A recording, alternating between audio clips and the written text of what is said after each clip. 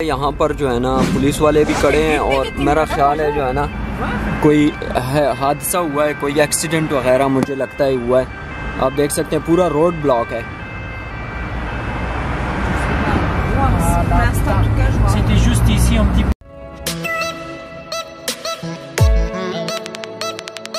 अस्सलामुअलैकुम, इनसे मिलिए जनाब, क्या हाल है, आप ठीक हैं? तरजीब मैंने सोचा कि क्यों ना ये आज बताया जाए कि आपने ये लाइसेंस कैसे ले लिया यहाँ पर।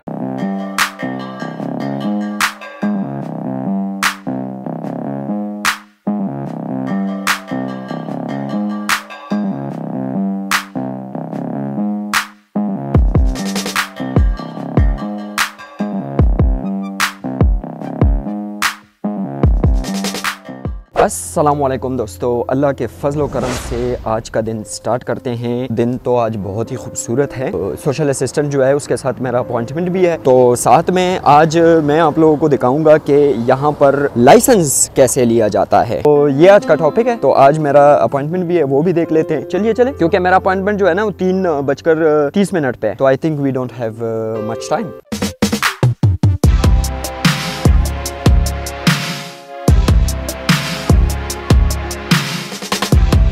बिल्कुल उम्मीद करता हूँ कि आप लोगों का दिन जो है हमारी तरह बहुत अल्लाह के फजल करम से गुजर रहा होगा और ज़बरदस्त दिन होगा। हमारे साथ हमारे जो बॉस हैं वो बैठे हुए हैं, जिन्होंने यहाँ पर लाइसेंस लेके कंफर्टेबल लाइफ गुजार रहे हैं। क्योंकि जब आपके पास लाइसेंस होता है, क्यों आई थिंक जब आपके साथ लाइसेंस होता है लाइफ टाइम लाइसेंस, तो ये बताना जो है हमारा फर्ज बनता है कि आपने ये लाइसेंस लिया कैसे। इसके बारे में अरशद आज एक्सप्लेन करेंगे और आई थिंक ये बहुत इंपॉर्टेंट मुद्दा है, क्योंकि यहाँ पर आपको लाइसेंस की बहुत ज़्यादा अशद ज़रूरत होती है। तकरीबन आप समझे कि 70% ऐसा होता है कि अगर आप किसी जगह पर जॉब के लिए जाते हैं तो लाइसेंस मांगा जाता है, और अगर आपके पास लाइसेंस होगा तो उसमें आपको फ़ायदा बहुत ज़्यादा हो जाता है, मतलब जॉब मिलने के ज़्यादा चांसेस होते हैं।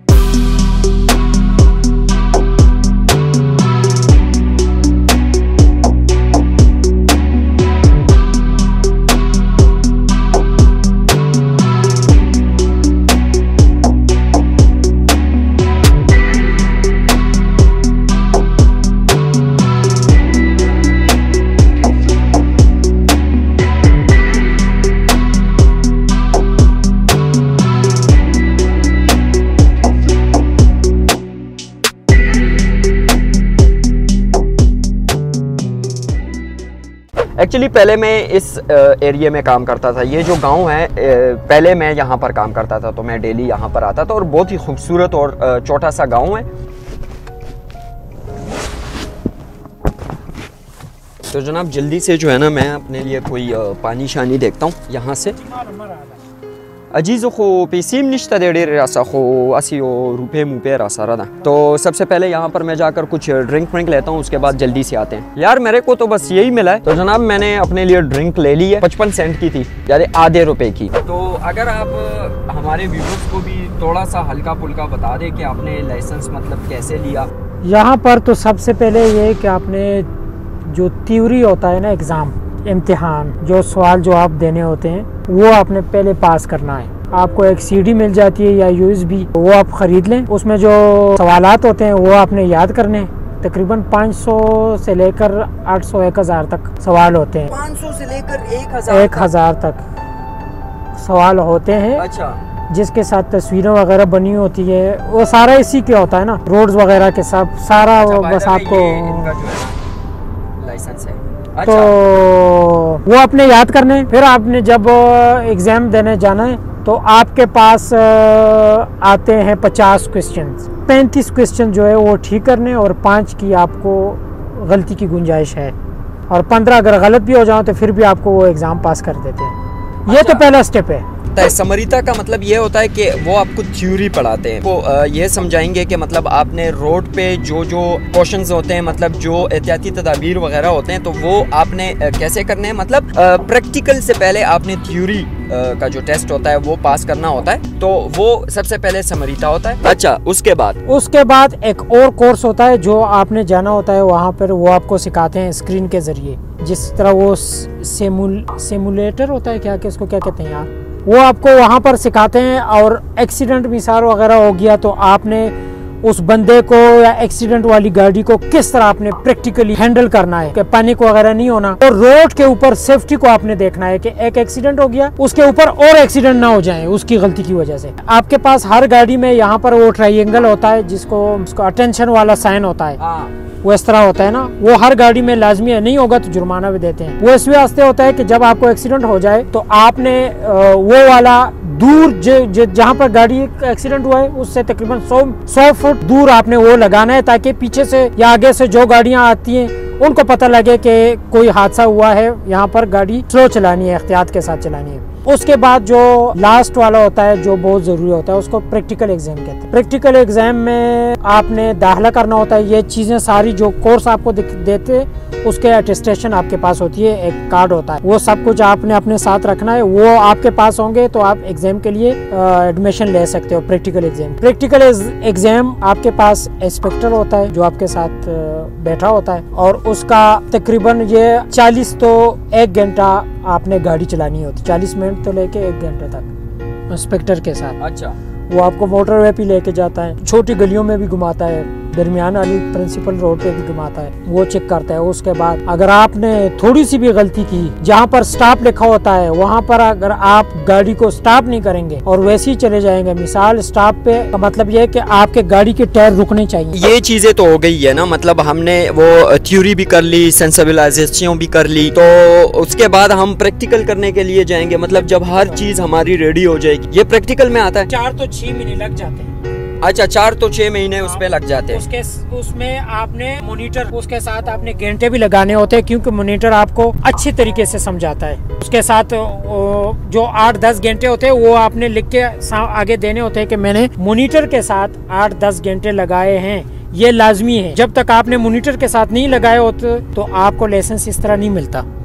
आपने लाजमी उसके साथ लगाने हैं, ताकि वो 1 घंटे के तकरीबन 100 फ्रैंक लेते हैं। अब प्रैक्टिकल टेस्ट से पहले आपने 10 घंटे मॉनिटर के साथ गाड़ी चलानी होती है ना, वो आपको सही प्रोफेशनल तरीके से समझाता है। वो एक घंटे का 100 फ्रैंक लेता है, तो वो आपको बताता है कि आप अब ठीक हो, आप जाके एग्जाम दे सकते हो प्रैक्टिकल। जब तक वो आपको नहीं कहेगा इसका मतलब है कि आप एग्जाम प्रैक्टिकल के लिए तैयार नहीं। वो आपको तैयार करेगा, फिर आपको कहेगा कि आप जा सकते हो। शायद आपने 5 घंटे, 6 घंटे, 8 घंटे, 10 घंटे, जितने घंटे में आप तैयार हो गए हो तो आपको फिर वो भेज देता है, वही आपके लिए एडमिशन लेता है प्रैक्टिकल के लिए। और जो इंस्पेक्टर जिस दिन में टेस्ट लेता है उसके अपने पैसे होते हैं, तकरीबन मेरे ख्याल पे 200 फ्रैंक होता है, क्या होता है। अगर आपके पास अपनी गाड़ी है तो फिर थोड़े लेते हैं। और यहाँ पर गाड़ी जो इंस्पेक्टर वाली है, जो मॉनिटर वाली गाड़ी होती है, उसमें भी 2 ब्रेक होते हैं, 2 क्लच होते हैं, उसमें भी सब कुछ होता है, दोनों पासे लगे होते हैं। अच्छा। एक तरफ नहीं होता है, क्योंकि अगर आपने कोई ऐसी गलती करनी है तो वो उसके पास ऐसे गुंजाइश होती है कि वो गाड़ी को रोक सके,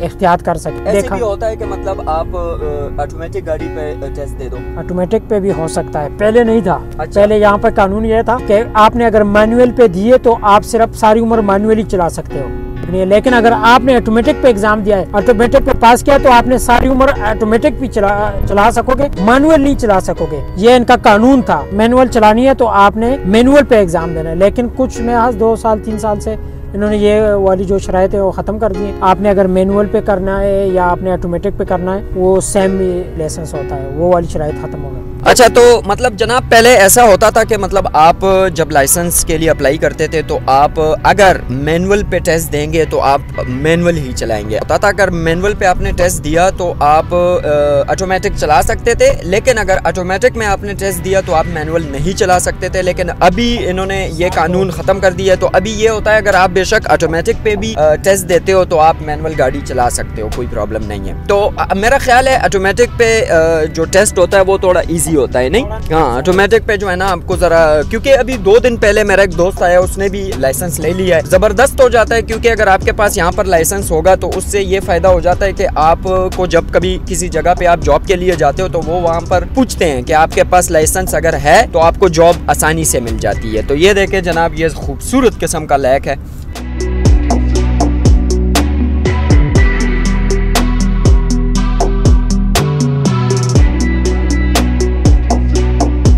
आपने मिसाल के तौर पे प्रैक्टिकल एग्जाम पास कर लिया तो आपको जो लाइसेंस मिलता है वो 3 साल का मिलता है। उसका मतलब ये है कि आपने 3 साल में कोई गलती नहीं करनी, कोई एक्सीडेंट नहीं करना, कोई जुर्माने नहीं करनी, कोई स्पीड और स्पीड नहीं करनी। अगर आपने इस तरह के 2-3 वायलेशन कर दिए तो आपको फिर वो 3 साल के बाद दोबारा एग्जाम देना पड़ता है। अच्छा। ये शराइत है। अगर आपने नहीं की और आपको 3 साल बाद वो ऑटोमेटिक फिर लाइफ टाइम हो जाता है। 3 साल आपने ज्यादा एहतियात करना होता है, पहले 3 साल है लाइसेंस के साथ, उसके बाद आपको फिर लाइफ टाइम मिलता है।